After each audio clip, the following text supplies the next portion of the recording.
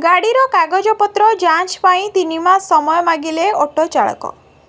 कोरापुट सहर में परिवहन विभाग पक्षर ऑटोगुड़िकर कागजपत्र कड़ाकड़ी जांच सह फाइन आदाय को नहीं असंतोष प्रकाश करिसेंती ऑटो चालक संघ।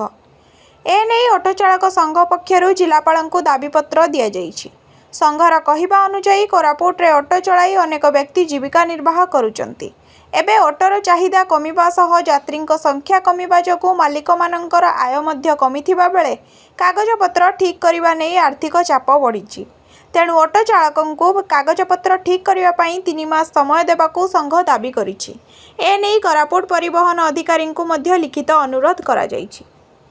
आरटीओ जुलुम कौन माने कागजपत्र थिबा गाड़ी को सीज करछन्ते, रोड ऊपर थिले माने गाड़ी रनिंग रे नथिले मध्य आसिकरी फाइन पकाउछन्ते, सीज कर दउछन्ते। आमे चाहूछु किछि टाइम दिया जाओ, हमको गोटे 3 मास टाइम दिया जाओ, जोटा कि आज आमे कलेक्टर से को लेटर करछु।